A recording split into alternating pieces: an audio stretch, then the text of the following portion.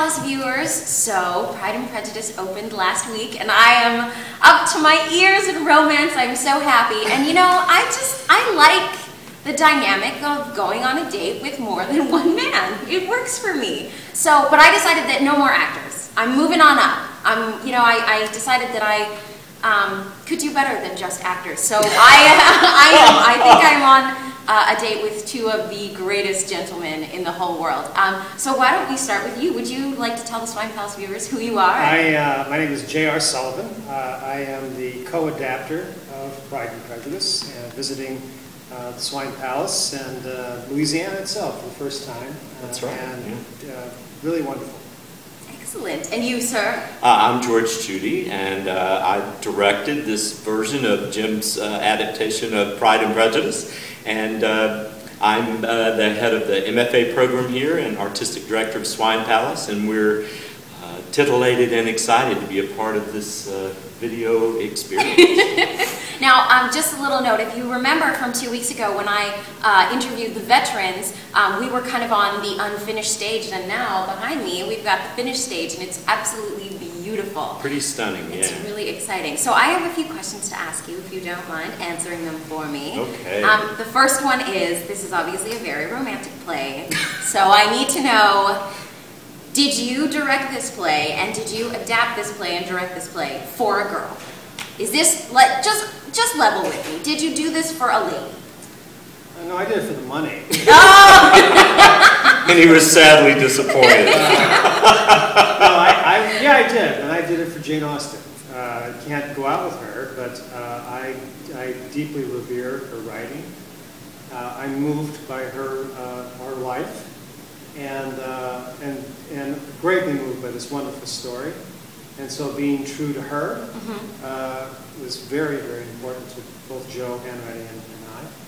And so I would say, yeah, I did it for a lady. Oh, that's so romantic. And That's you? pretty good. Actually, I'm going to do a much more self-serving answer. This was completely for my wife, Kathy. Yes! And, you know, it recaptured and rekindled a sense of romance that we are desperately short on right now because I'm at the theater every night. So this will be a good way to pay her back, and also because we had so many married couples in the play, yes, which is really cool. So we get to rekindle some real-life romances with on-stage romance. Woo! Oh, it's making me get a little flushed. George, are you saying that romance goes away in marriage? Of course not. I'm pretty sure that's not what Jane Austen would But tell us. I think what we've discovered is that you have to make time for romance in marriage if you're going to stay together. I think Mr. and Mrs. Bennet would second that, as a matter of fact. Probably.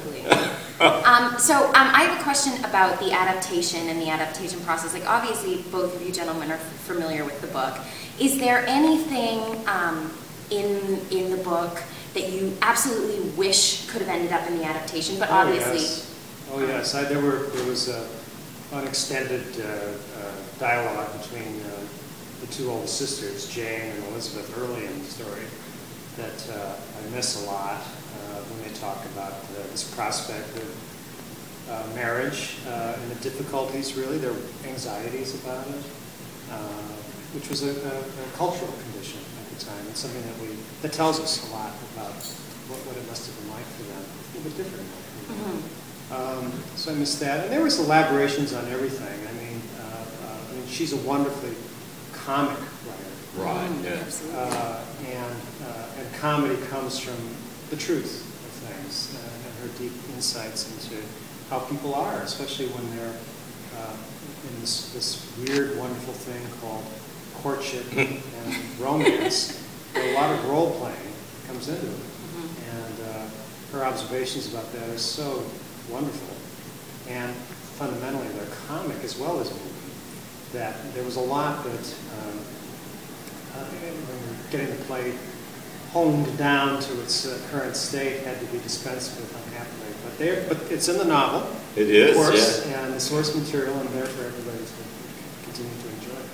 Yeah, I don't have a better answer than that. Jim knows this novel far more deeply than I do. It was exciting for me, actually, to be introduced again to this novel and some other Jane Austen work as well, which I probably haven't read since high school, and to sort of, in my own imagination, think I knew who Jane Austen was, but then to discover this really brilliant, witty woman who had such insight into humanity as well. I do recall, however, that sister scene that you mentioned as being really significant. And there's another one, another really heartbreaking scene, which would have been in Act 2, when Jane goes to London.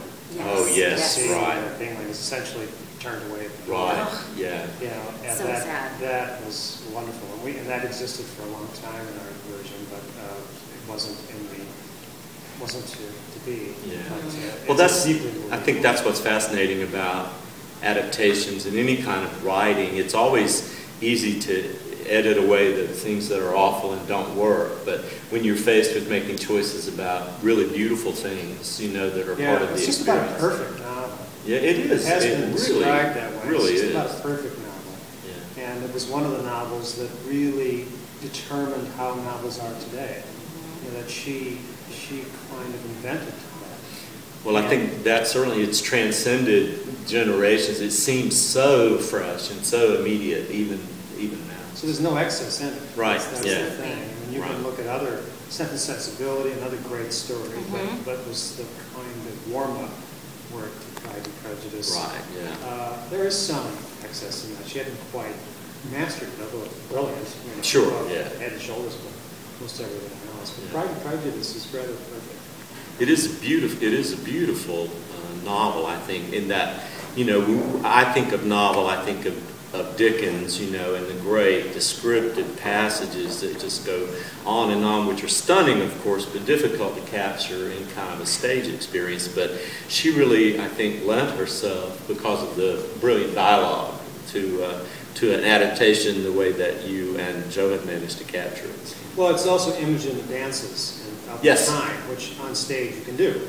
Absolutely, you know, whereas yeah. in the novel you're simply reading about it, but the subtle give and take that happens between partners in these formal dances, which is the way young people were allowed to talk to each other. That's right. Really, their only that's opportunity what to do Lizzie it. says to Mr. Darcy. Men and women, that was how they were able to talk to one another. They couldn't just drop by or text or something. Exactly. Yeah. When Darcy says, "Oh well, I didn't know anyone at the dance," Lizzie's like, "Oh yeah, and nobody meets anybody at the dances, right?" Well, that was such a powerful image for us, right. both in the adaptation and the novel itself, that even changing the furniture the metaphor became that the whole play was a dance. Yes. You know? Right. It was wonderfully done. Yeah. Just right, too. Exactly. Yeah, it felt right for the play. It felt right. Yeah.